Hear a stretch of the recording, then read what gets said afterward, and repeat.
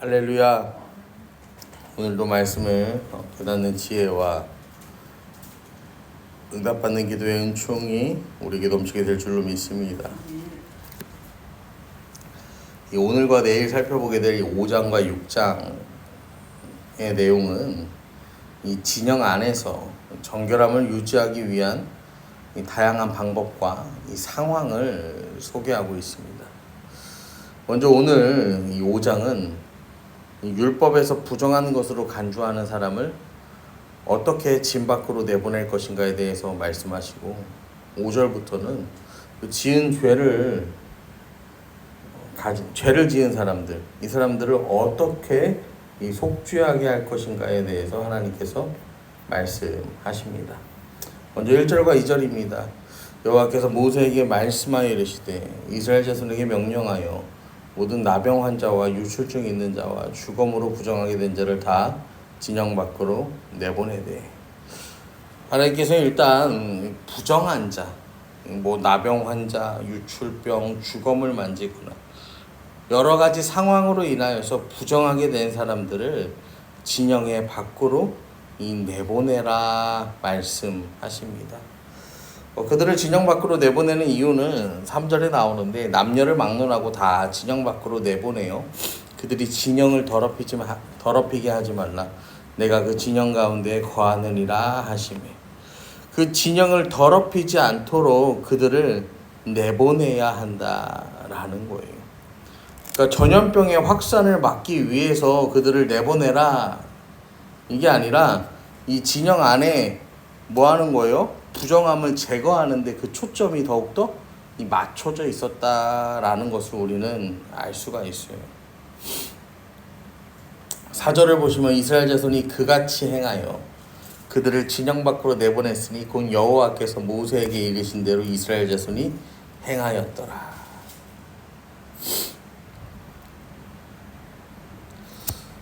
그렇게 진영 밖으로 내보내진 사람들, 그 사람들은요 계속해서 진 밖에 머무르는 것도 아니고 이 부정함으로부터 정결하게 되면 다시 언제든지 제사장에게 확인을 받아서 진영 안으로 들어올 수 있었어요.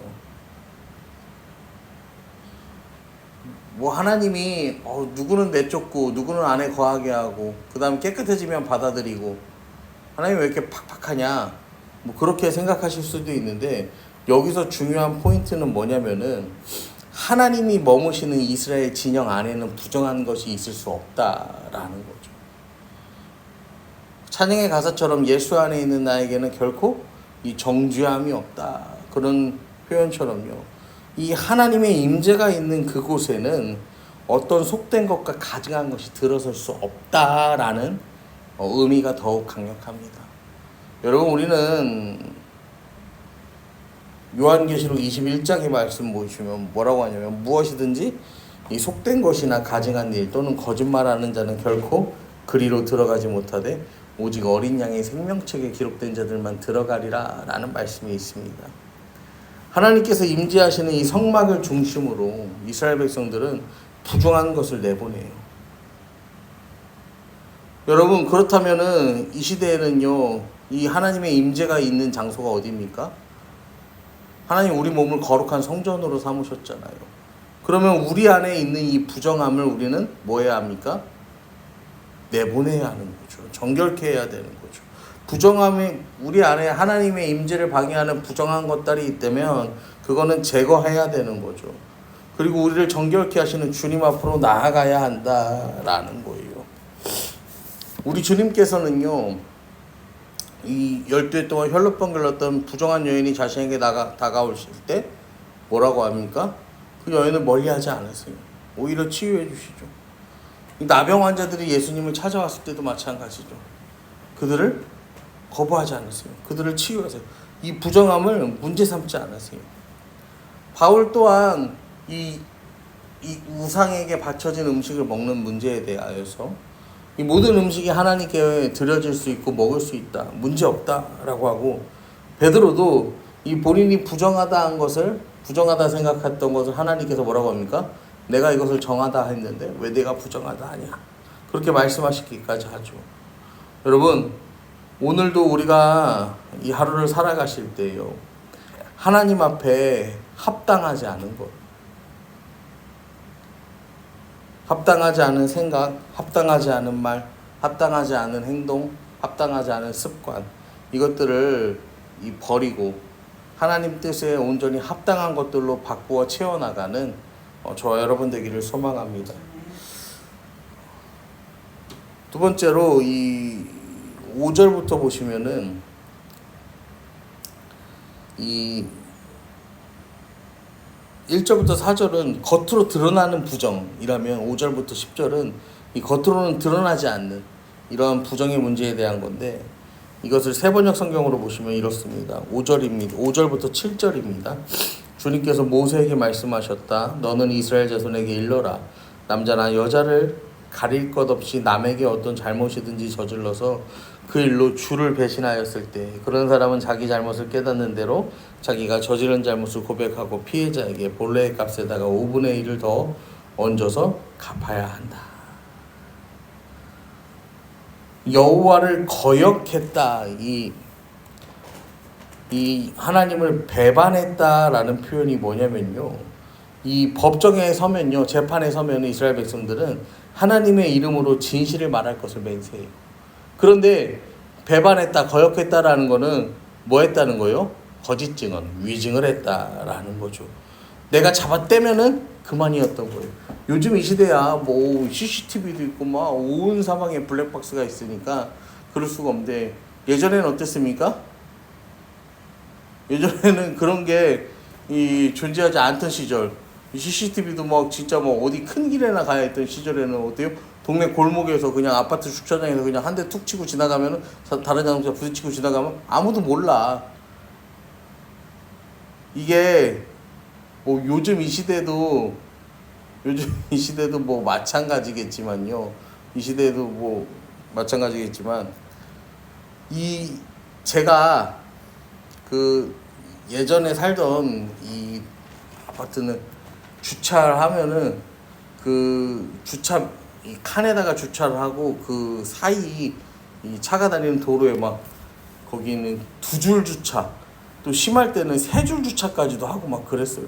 그러면은 막 이 아침이나 새벽에 차를 타고 나가려면은 차를 이렇게 뺐다가 여기서 저기까지 밀고 차가 이렇게 나간 다음에 다시 차를 뒤로 보낸 다음에 또 여기를 열어서 막 이렇게 빠져나가고 그런 경우가 종종 있었어요. 그런데 이제 그때는요, 그렇게 하다 보면은 뭐 하냐면은 이 앞에 차랑 뒤에 차랑 이렇게 내가 이렇게 차를 밀다 보면 이게 쿵쿵 이렇게 조금 닿기도 하고 그래요. 근데 그렇습니다. 그때가 벌써 한 15년도 전이니까 그때는 그렇게 조금 쿵쿵 부딪혀도 괜찮은 시대였어. 뭐 제 입장에서 이야기하는 게 아니라 사람들이 그냥 그렇게 밀어서 그러게 해도. 근데 요새는요, 요즘은 분위기가 바뀌었어. 그래서 내가 이 차를 밀어야 되잖아. 이중주차된 차를 밀어야 되잖아. 그러면은 여기서 밀면은 이 차가 앞에 가서 박지 말라고 또 이 차를 붙잡고, 사람들의 이 자세가요 조금씩 변합니다. 왜냐면은 그때랑 지금이랑은 또 많이 달라졌어. 그리고 그런 사소한 충격에 이제 블랙박스가 녹화가 되잖아. 막 그러면 그런 걸 가지고 신고하는 사람도 너무 많아. 제가요 어떤 얘기를 듣는데 어떤 목사님이 하루에 그런 거 뭐 이렇게 난폭 운전, 그다음에 뭐 불법 유턴 막 이런 거 공익 신고를 하루에 100개도 더 한대. 그래서 그렇게 많이 하면은 뭐 이렇게 포상이라도 좀 받냐고 제가 너무 궁금했는데, 그러니까요, 그런 걸 받으려면 기본적으로요 하루에 한 300~400개씩은 보내는 사람도 있다는 거야. 제가 그 얘기를 듣고 정말로 우리가 뭐 질서를 지켜야 되는 것도 맞고 뭐 다 맞는 이야기인데, 세상이 정말로 많이 좀 각박해졌구나, 그런 생각이 때로는 들기도 하더라고요.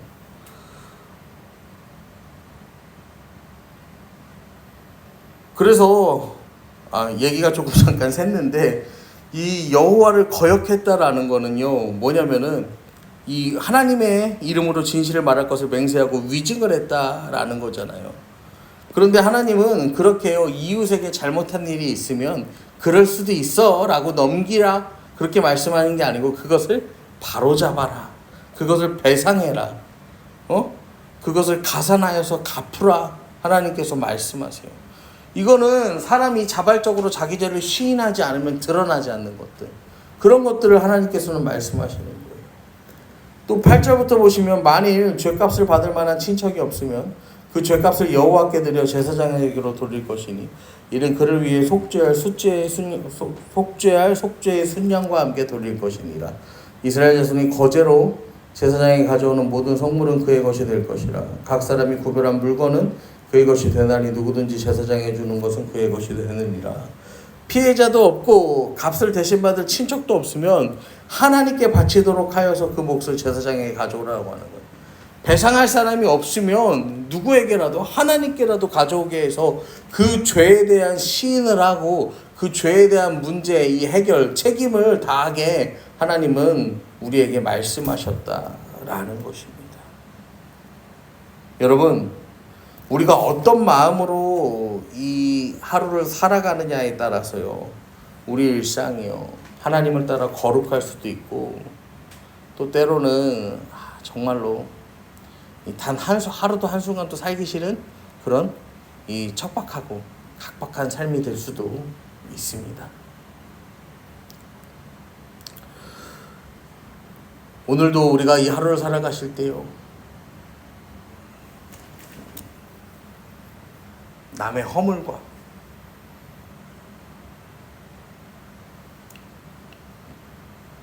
내가 마음에 안 드는 그런 다른 사람의 모습들, 그것을 먼저 바라보는 하루가 아니라 내 눈에 티끌과 나의 허물을 먼저 생각하고 내가 먼저 오늘 하나님 앞에 정결한가, 내가 먼저 오늘 하나님 앞에 거룩한가, 그것을 점검하고 그렇게 또 살아가는 저와 여러분 되기를 소망합니다.